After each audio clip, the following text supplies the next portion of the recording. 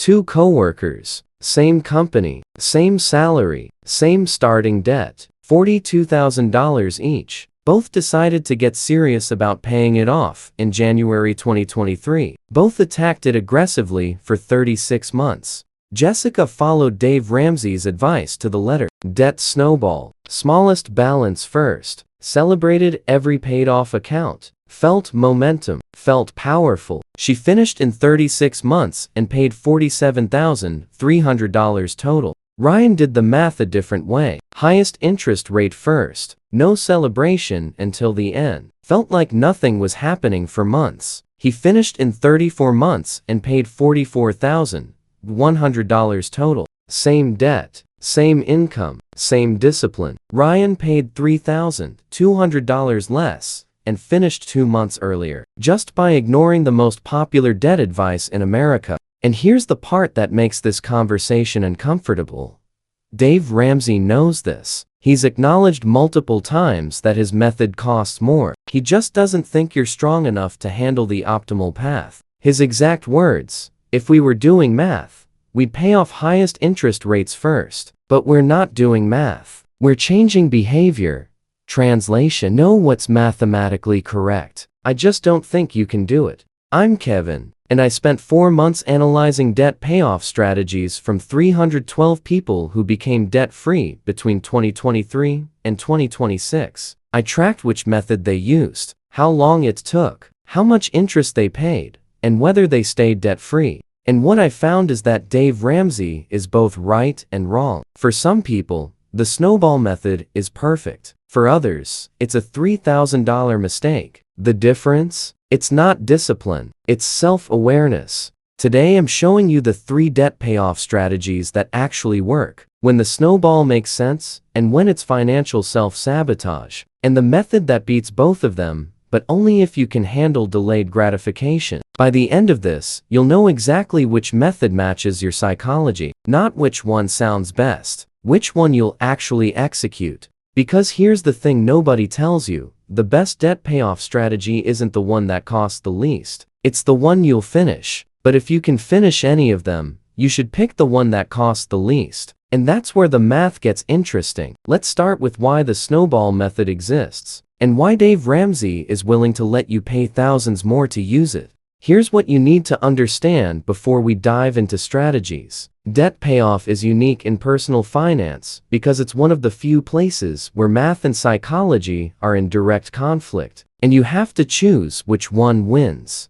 There are 3 legitimate debt payoff methods. Method 1, the snowball. Pay smallest balance first regardless of interest rate. Method 2, the avalanche. Pay highest interest rate first regardless of balance. Method 3, the hybrid. A customized approach based on your specific debt profile. Everything else is just a variation of these 3. The snowball is pure psychology. It's designed to give you quick wins, to make you feel progress, to keep you motivated through behavioral momentum. Dave Ramsey built an empire on this method, and for certain people, it's absolutely the right choice. The avalanche is pure math. It's designed to minimize total interest paid, to get you out of debt fastest, to optimize the financial outcome. Mathematically, it beats the snowball every single time, but psychologically, it can feel like you're getting nowhere. The hybrid is where most people should actually land. It acknowledges that you're not a robot,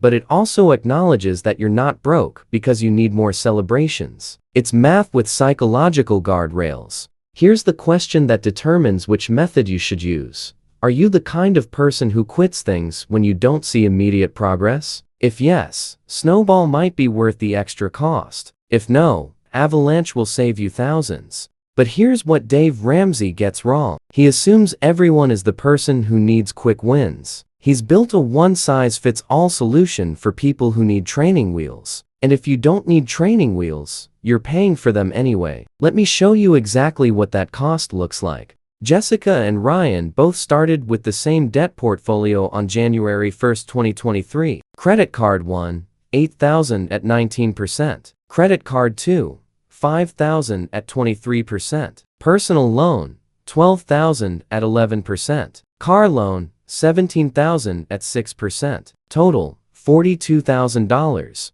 They both threw every extra dollar at debt. $1,500 a month beyond minimum payments. Same attack rate, different order, and that order changed everything. Let's follow Jessica's journey. Snowball method. Smallest to largest. Month 1, she attacks the $5,000 credit card at 23%. It's the smallest balance. That's the rule. Month 4, that $5,000 card is gone. She celebrates, posts about it, feels amazing. 1 down, 3 to go. The dopamine hit is real. Month 5, she moves to the $8,000 card at 19%. Second smallest balance. Month 10, that card is paid off. Another celebration, another win. 2 down, 2 to go. Month 11, she attacks the $12,000 personal loan at 11%. Month 22, personal loan gone. 3 down, 1 to go. She's on fire. This is working.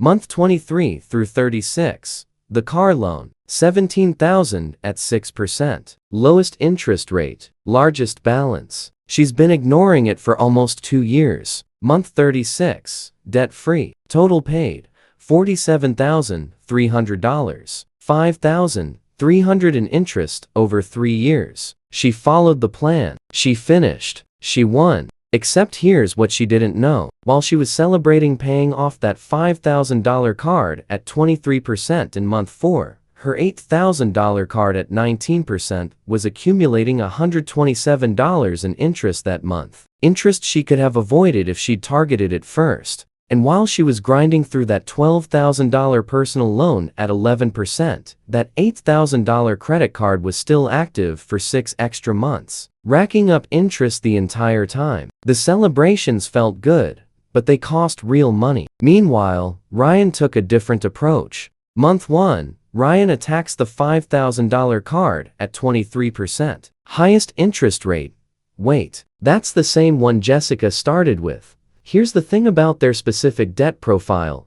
The highest interest rate happened to be on the second smallest balance. So they started the same place, but for different reasons.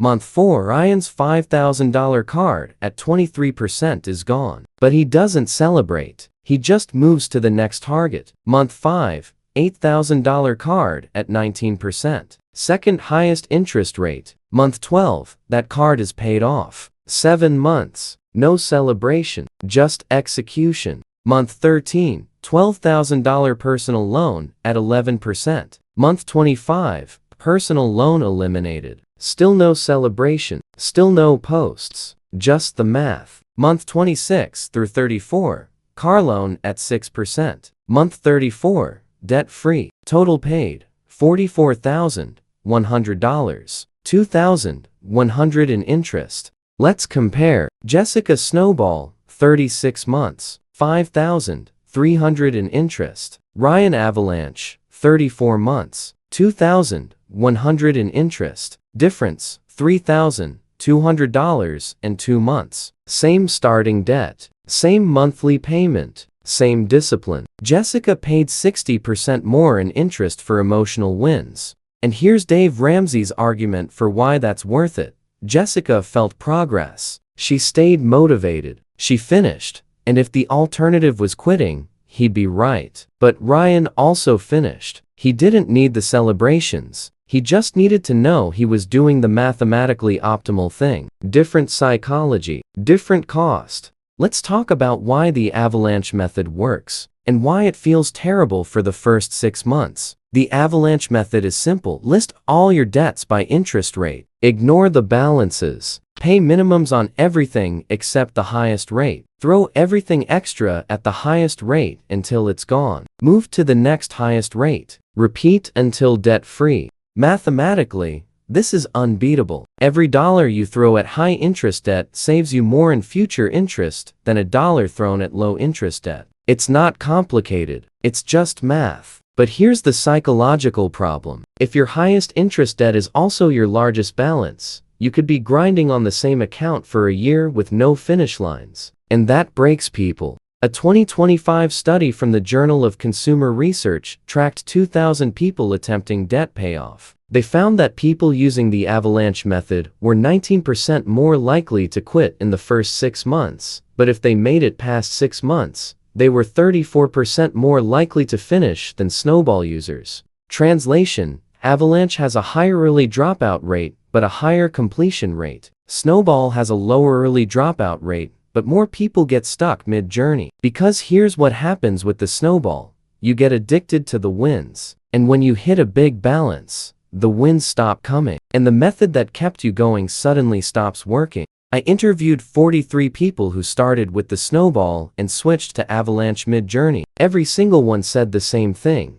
The small wins felt good at first, but then I did the math and got angry. Angry about what? About how much extra interest they'd paid for celebrations they didn't need. Ryan never had that anger. Because he started with the math, he knew exactly how much interest he'd pay. He knew exactly when he'd be done. And every month he was on track. That was his win. Different people, different reward systems. Jessica needed external wins. Ryan needed internal confidence in the optimal path. So which one are you? Here's the test. Think about the last time you worked on a long-term goal. Did you need milestones and celebrations to keep going? Or did you just trust the process and grind? If you need milestones, Snowball might be worth the cost. If you trust the process, Avalanche will save you thousands. But here's where it gets more interesting. What if you're neither? What if you need some psychological wins, but you're also allergic to wasting money? That's where the hybrid method comes in. And it's what I recommend for most people. Because pure Snowball ignores math, and pure Avalanche ignores psychology. But hybrid acknowledges both. Let me show you how it works.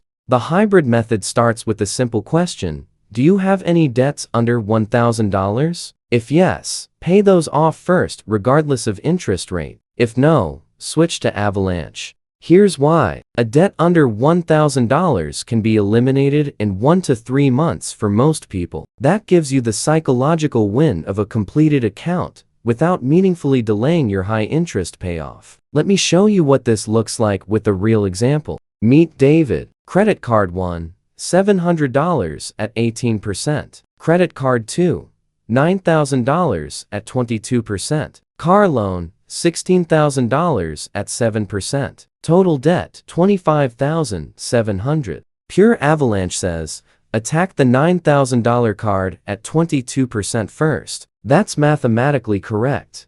But David will grind on that card for 8 months before it's gone. Pure Snowball says, attack the $700 card first. That gives a quick win, but costs extra interest on the 22% card. Hybrid says, attack the $700 card first, then immediately switch to the $9,000 card. Month 2, $700 card gone. 1 celebration. Months 3 through 10, $9,000 card at 22%. Months 11 through 22, car loan. Let's compare total interest paid. Pure Avalanche, $1,940. Pure Snowball, $2,380. Hybrid, $1,970. Hybrid costs $30 more than pure Avalanche, but it costs $410 less than pure Snowball, and it gives you one early psychological win to build momentum. For most people, that's the sweet spot. But here's the key to making hybrid work.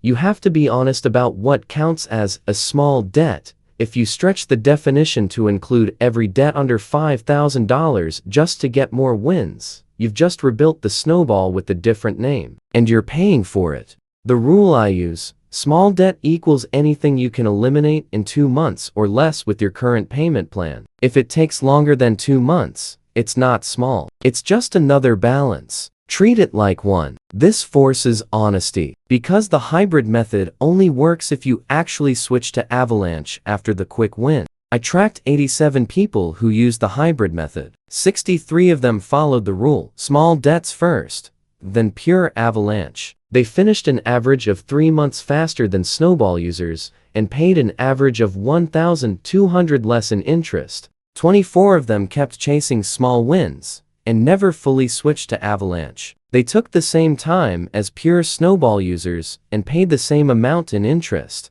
Hybrid in name only. The method only works if you execute it. But there's a fourth method, one that almost nobody talks about, and it might be the smartest play of all. Everything we've talked about so far assumes you should throw every extra dollar at debt. That's what Dave Ramsey says. That's what every debt guru says.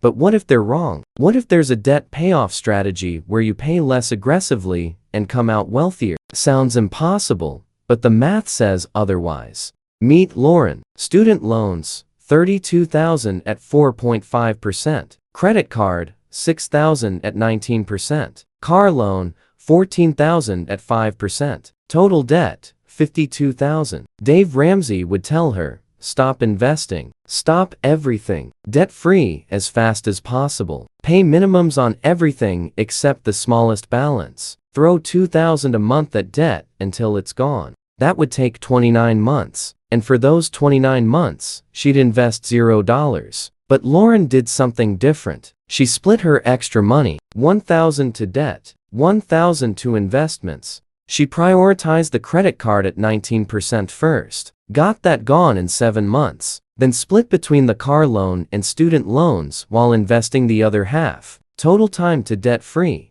54 months. Wait, that's way longer. Dave Ramsey would destroy this plan. Except here's what happened during those 54 months. Lauren invested $1,000 a month into index funds, averaging 8% annually. After 54 months, she had $63,400 invested. Meanwhile, if she'd followed Dave Ramsey's plan, debt-free in 29 months, then invest $2,000 a month for the remaining 25 months. After 54 months total, she'd have $56,200 invested. Same 54-month window. Lauren's approach, $63,400 invested. Dave's approach, $56,200 invested. $7,200 more by ignoring Dave Ramsey. But she paid more interest on her debt. Yes, about $2,100 more. And she gained $7,200 in investments. Net advantage, $5,100. This is called the opportunity cost method, and it only works if you meet 3 conditions.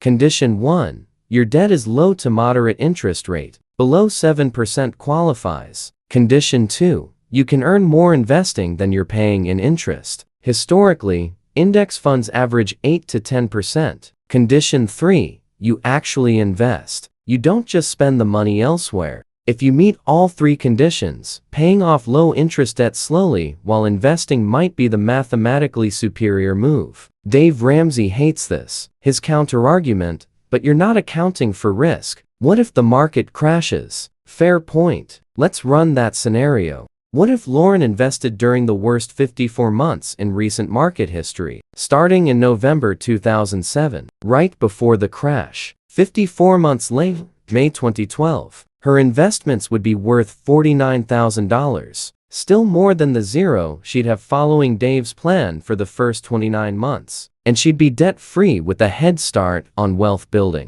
The opportunity cost method won't work for everyone. If your debt is high interest, kill it first. If you can't trust yourself to actually invest, kill the debt first. But if you have low interest debt and genuine investment discipline, going slower might make you richer. Let's bring this all together. 4 methods, 4 different people. Which one are you? Use the snowball if you have a history of quitting things mid-process. You need external validation to stay motivated. You're willing to pay extra for psychological wins. The cost is real, but if it keeps you from quitting, it's worth it. Use the avalanche if you can delay gratification. You trust math over emotions. You'd rather save thousands than celebrate early. This is the mathematically optimal path, but only if you can finish it. Use the hybrid if you want one early win, but then you're ready to optimize. You can be honest about what counts as a small debt. You want the best of both without paying the full snowball cost. This is where most people should land. Use the opportunity cost method. If your debt is below 7% interest, you have genuine investment discipline. You can handle being in debt longer for higher net worth. This is for people who understand that optimal and fast aren't always the same thing. But here's the most important thing. Pick one. Commit. Execute. The The worst strategy is switching between methods every 3 months because you read a new article. The second worst strategy is doing nothing because you're paralyzed by optimization. An imperfect plan executed beats a perfect plan abandoned. Jessica paid $3,000 more than Ryan, but she finished. And finishing beats optimizing indefinitely. So here's what I want you to do. Look at your debt right now, not tomorrow, right now. Write down every balance and every interest rate. Then ask yourself one question. Am I the kind of person who needs quick wins to stay motivated? Or can I trust the math for 18 months? Answer that honestly. If you need quick wins, Snowball or hybrid. If you trust the math, Avalanche or opportunity cost. Then pick your method and attack. One method, one target at a time. No switching, no second guessing. Dave Ramsey isn't wrong that behavior matters. He's just wrong that everyone has the same behavior. You're not everyone. Pick the method that matches who you actually are. If this video showed you something you didn't see before, subscribe to Prosperity Levels and hit the notification bell. Every single day, we're breaking down the hidden math behind the financial decisions that determine whether you follow conventional advice or actually build wealth. Tomorrow's video drops at the same time. Let's keep optimizing together.